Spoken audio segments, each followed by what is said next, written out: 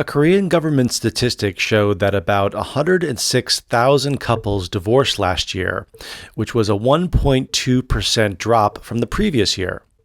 The decline in divorce may sound like good news, but the number dropped not because more people chose to stay married, but less and less Koreans decided to marry. The number of marriages in 2017 was the lowest since 1974. We don't need to depend on statistics to understand intuitively that more Koreans are choosing a non-married life or procrastinating getting married. One survey shows that only 4 out of 10 people in their 20s said they must get married or it's more beneficial to get married. The remaining 60% believe that marriage is just an option. Those who believe so say they'd rather choose a free and independent life rather than getting married. Men cite the financial burden of being a breadwinner, and women mention the difficulty of giving birth to and raising a child as factors that dissuade them from getting married. The low marriage rate leads to a low birth rate, which is one of the most serious problems Korean society is faced with. Marriage is a matter of personal choice. The question is how to balance an individual's free choice and the dynamics of the society of free individuals. A survey showed that men would rather stay unmarried and not take on the responsibility of family life. A lot of men don't want the burden of financially supporting a family. So I mentioned burden. Burden is something that's hard to do. And we say a financial burden, that's when something costs money, usually for a long period of time. So unfortunately, children are great, but they are a financial burden. Also, your car can be a financial burden.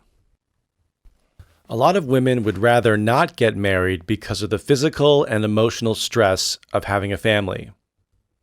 The thought of child rearing plagues a lot of women, so they are choosing not to get married. So I said the thought of child rearing plagues.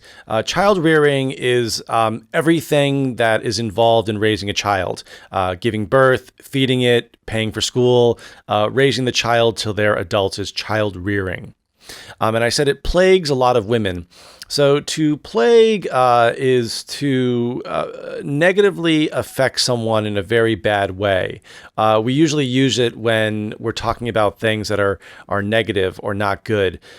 So for example, like the plague was a sickness that swept through Europe. It means sickness, but you could say it for a large group of people. For example, some universities are plagued by cheating, or Olympic sports are plagued by steroids. It's usually when we attach something bad to a large group of people, like a sickness. Being single may be an easier option, but many say it will lead to a sad and empty life when you are older. As people get older, they may need to depend on their family for support. Young people tend not to think that far in the future. So I said young people don't think that far in the future. When we say that far in the future, we mean usually very far. So when you're 20, you're not thinking about when you're 80. So that's very far in the future. So people don't think that far in the future. Also planning for retirement. It's a very difficult thing, but when you're young, you don't think about getting old. So we say people don't think that far into the future. No one is forcing people to get married, but the low birth rate due to the lack of marriages will result in economic and social problems in the future.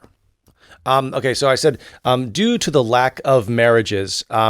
So due to the lack of something is when you don't have enough of something. So due to the lack of money, you cannot buy a house. Or I didn't get the job due to the lack of experience. So it means you don't have enough of something. Marriage is completely optional, but society needs to focus on the low birth rate and figure out what obstacles this will cause for the years to come. So what obstacles this will cause for the years to come. So obstacles are things in your way. It can be either physical or something not tangible, like different forces that are preventing you from doing something. And will cause for the years to come. The years to come just means the future. It could mean the next 5 years or the next 10 years. But the years to come is another way of kind of unspecifically saying the future. Thanks for listening, guys, and downloading. We depend on you. Bye-bye.